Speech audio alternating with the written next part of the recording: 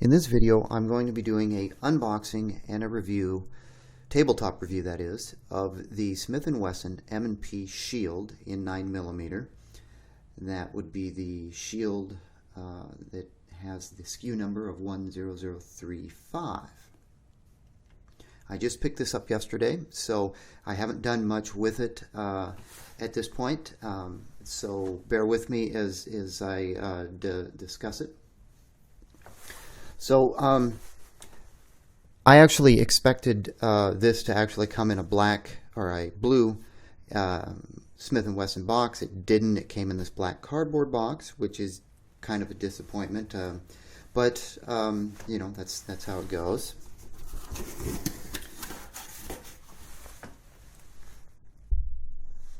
And getting into the contents, this is how the Shield ships. This blue plastic bag,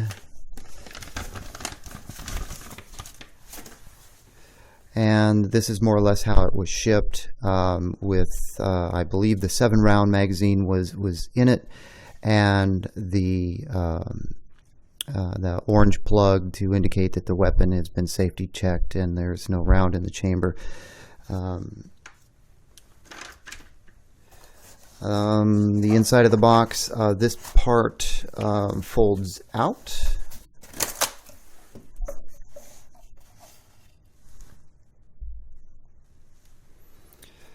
and there's the 8-round magazine with the extension, so it does ship with 2 magazines. That's my receipt. Smith & Wesson warranty card that you should always fill out and send in. A keyed security lock that I highly recommend that you use when you're storing your pistol, especially if you have children in your home.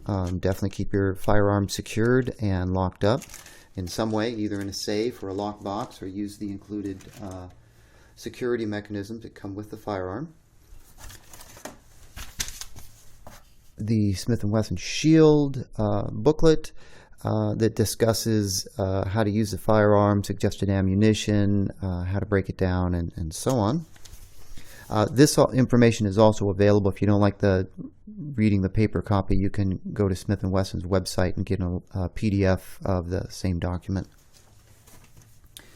And last but not least is a small envelope that has a signature on it from David T., dated 10/8 of 2014, and inside of it is a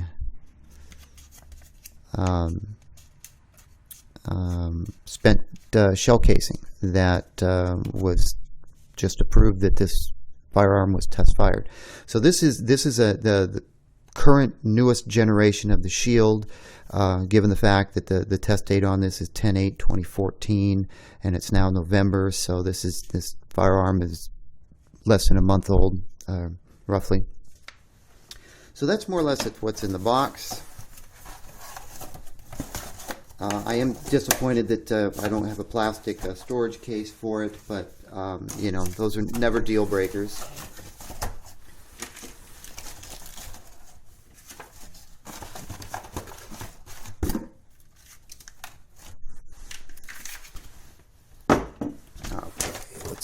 Get this out of the way. Okay, here's the Shield. As you can probably see, this is the newer generation that does not have the thumb safety mechanism on it. I never really thought that was a good idea to have that thumb safety on this type of a firearm. I mean, you know, you have the trigger safety mechanism, which is not unlike what the Glocks have. You don't really need the thumb safety, and that kind of prevented me from picking one of these up until this model came out. And yes, I know you could buy one and take it apart and take the slide or the thumb safety off, but I figured, well, I'll just hold off for the time being. So I'll get the little safety plug out of there. So my initial thoughts so far on this, I guess I should talk a little bit about where I picked this up from. I picked this up from lowpriceguns.com. They're local to me.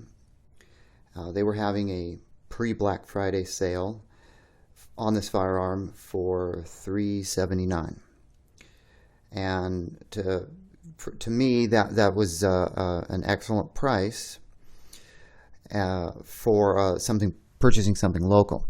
And yes, I know you can find a better price on this firearm online. I've seen it for as low as $330, $340.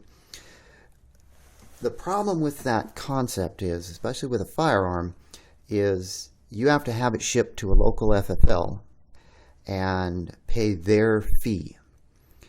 Now, if you have a friend who has an FFL or a shop that does FFL transfers real cheap, then great. You can save some money that way.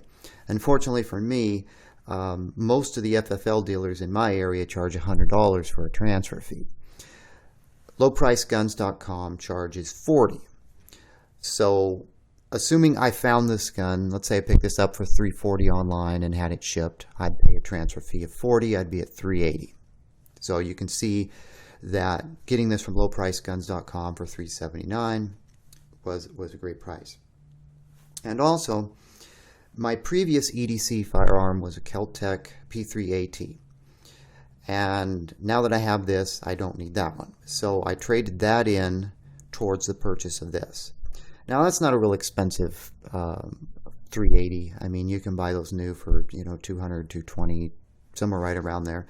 I traded it in. I was given $100 credit towards this firearm, so out of pocket, $279 for this. So after my trade in, so I feel good about that purchase. I also like buying locally if possible, if the price is right and I can buy something locally, because I get to test it. I get to look at it and feel it and inspect it. Nothing worse than ordering something online and it shows up and it's scratched up or dinged up, or something's missing or something's broken and so on. So it's always nice to be able to handle something beforehand and check it out for yourself to make sure it cosmetically passes your inspection. So that's the story with the Shield. I finally bit the bullet, decided to upgrade from the 380 to a 9mm for an EDC. I carried a 380, the Kel-Tec for several years. Prior to that, I carried a Walther PPK, which was also a 380, a heavy 380. Although I really liked that gun, it wasn't very pleasant to shoot, which is normal for those small frame guns. But it was just extremely heavy. It wasn't a polymer, of course. It was all aluminum and steel. So I'm real happy with this so far. I haven't shot it or done anything with it at this point. I have, though, at the range, rented shields, both in 9mm and 40 cal, and shot both of those at the range, rental guns. And I really liked the feel of the gun in my hand, the accuracy of it, the trigger feel. It was lightweight, thin, fits my hand well. So I did test a Shield out before I bought this one. All right, so the Shield, unlike some of the other M&P guns, the Shield does not have a removable backstrap piece, so you cannot adjust this for different hand sizes. Also, this area is textured and this area is textured. You've got some texturing on the magazine release.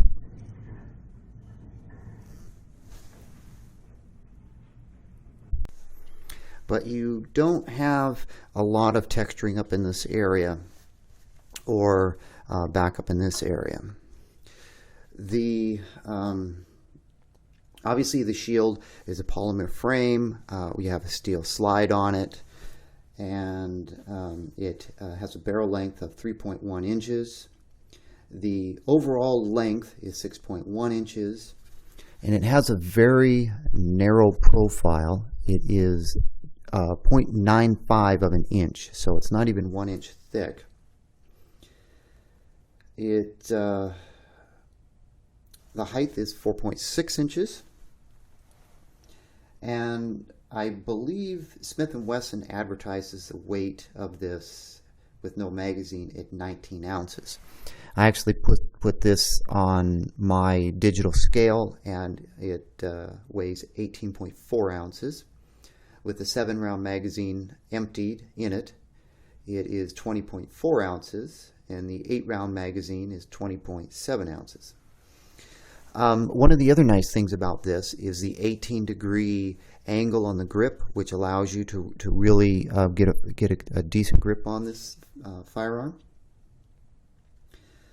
The trigger on it, like mentioned, it has the safety mechanism that you can see that if I pull on the top part of the trigger here, it will not fire. You have to pull down on the bottom and release that little tab so it will actually fire. The slide stop is only on one side, which for lefties that could definitely be a problem. Doesn't bother me because I'm right-handed. The slide stop. Right now, all the springs on this are really stiff. This slide stop is difficult for me to engage. It's a real low-profile slide stop, and I really wish that this was an extended slide stop so I could get it from this angle instead of trying to reach over here. I have small hands. I wear a small size glove, a size 7. So I normally run with extended items, and an extended slide stop would definitely be something I would implement. Smith & Wesson lists this trigger pull at 6.5 pounds. Now I don't have a trigger pull tester, but this definitely feels more than 6.5 pounds, maybe 7.5. But one thing nice about this is the upgraded Smith & Wesson trigger assembly on it. And I'll go ahead and pull this.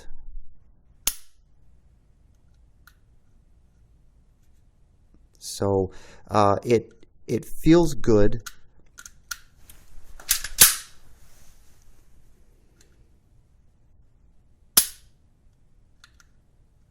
There isn't really much of an audible click for the reset or anything like that.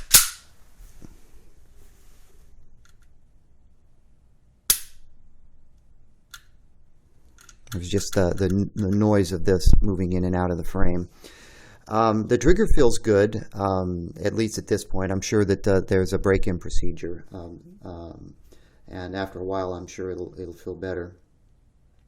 The trigger guard is an extended trigger guard implemented for users who wear gloves. I have tested several pairs of gloves on here, and they do clear this trigger guard just fine. The magazine release is low profile, so you shouldn't be accidentally engaging the magazine release. It is also textured.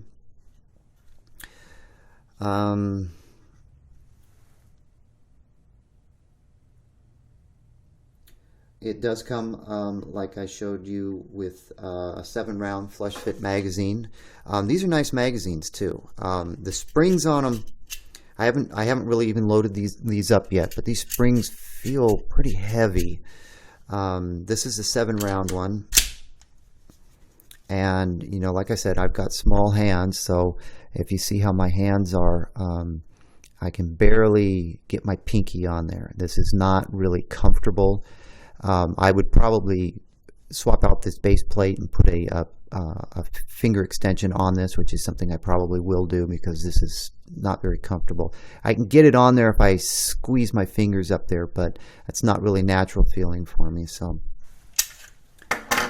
the 8-round magazine, which this comes with, is probably what I will use for everyday carry. That's much nicer for my hand, having that extra space down there.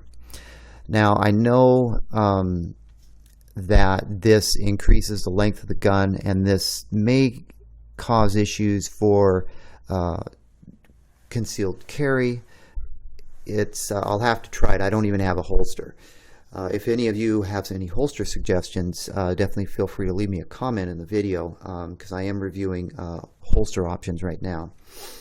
I do like this 8-round with the extension piece on it. I was looking at this, and this could possibly be problematic if this moves around. You know, my initial idea is to use this as my primary magazine, not as a backup magazine. So this would be in the gun, and I don't carry extra magazines on my person. I have them in my EDC bag, so I only have one on my person. So of course, an 8-round magazine, you know, with a round in the chamber gives me 9. For emergency purposes, that should be sufficient.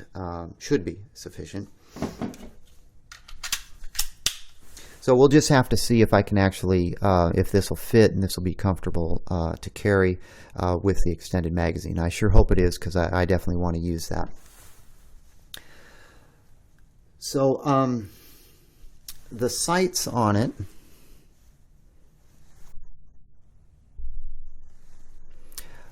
they are metal sights. They're a 3-dot. They're not iridium or anything of that nature. They're just a white 3-dot.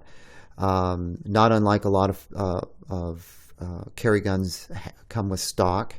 I don't personally have a problem with these. I know some people don't really like these 3-dot type of sights. I will probably put some night sights on these. I won't be using a laser or anything like that. So the night sights, I have night sights on several of my guns. Several of my Glocks have night sights, and I like those for low light situations, because this is also my bedside gun as well. So having the ability to sight in low light will definitely be of benefit to me. Let's see, the slide has a 68 Rockwell hardness to it, or the finish is a 68 Rockwell hardness melanite finish, which is a nice finish.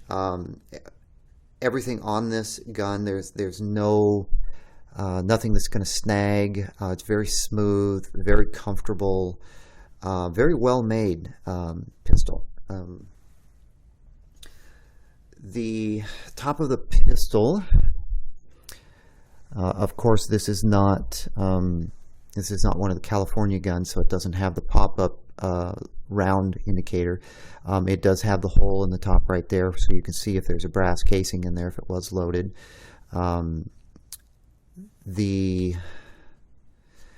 sights, again, the 3-dot sights are metal. They are pressed in, so you would need a hammer and a punch to get these out, or a specialized tool. I will be replacing these myself, and most likely I'm going to buy the tool. Frankly, any excuse to buy a specialized tool, I'm going to buy it and have it. That's just because I like tools. This rear sight has an Allen bolt on it, which may or may not be Loctited, I'm not sure. So the bolt needs to be removed, and then the sight needs to be pressed out.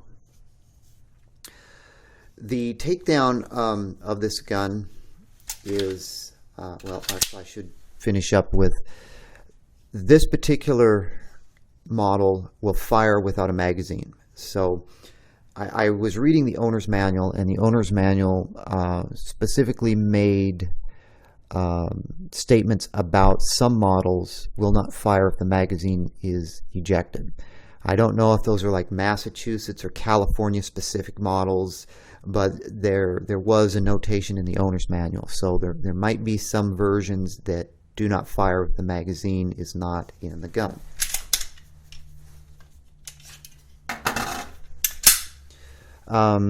This one will fire without the magazine. Trying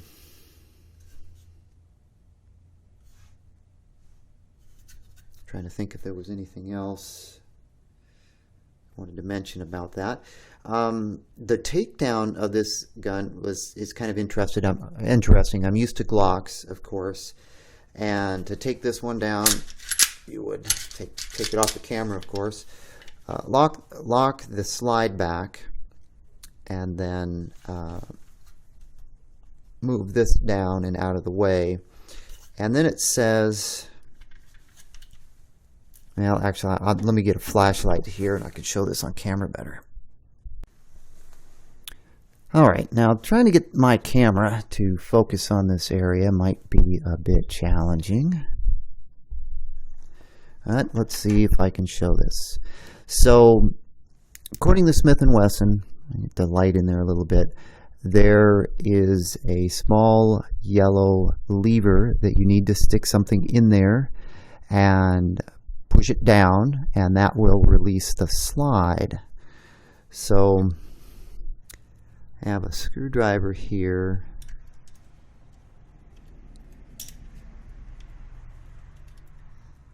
And I just push it down.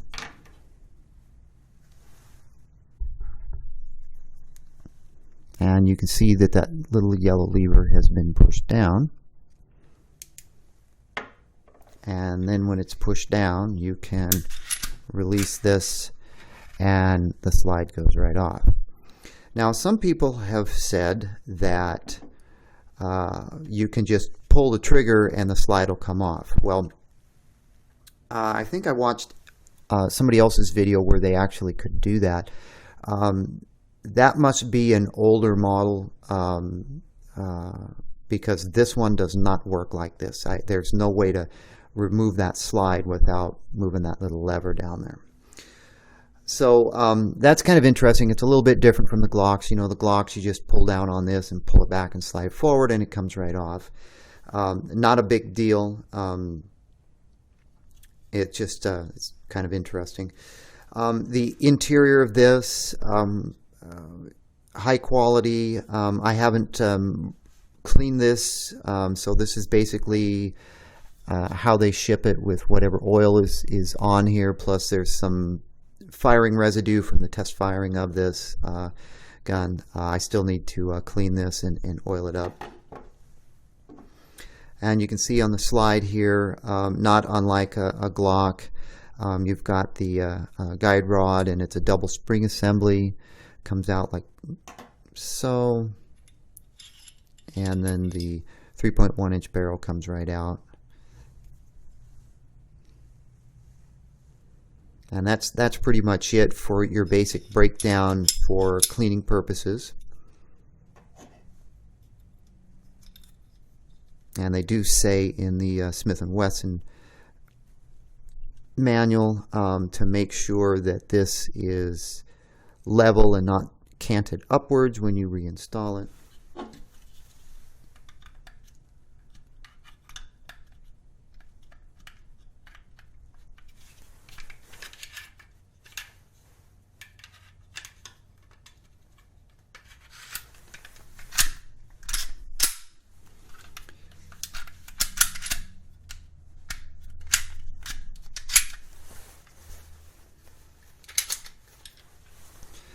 And flip the lever down.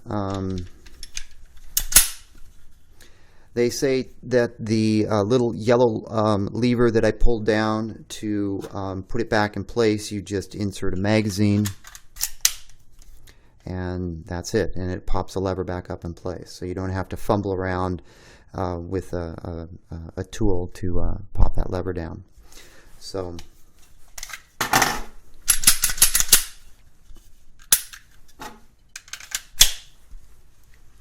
So far, so good.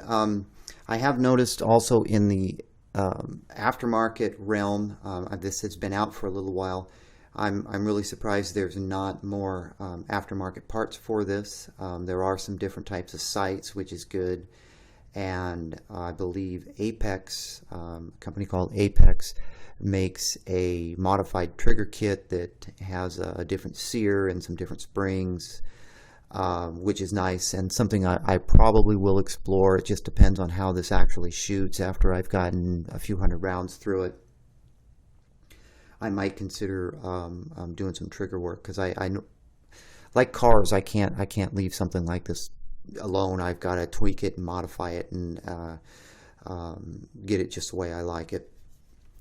So anyway, Smith & Wesson Shield 9mm. I like what I see so far. I got it for a fair price. The fit and the finish, it's every bit as good as a Glock, in my opinion, quality-wise. So I'll report back with my experiences at the range if I have anything positive or negative to add.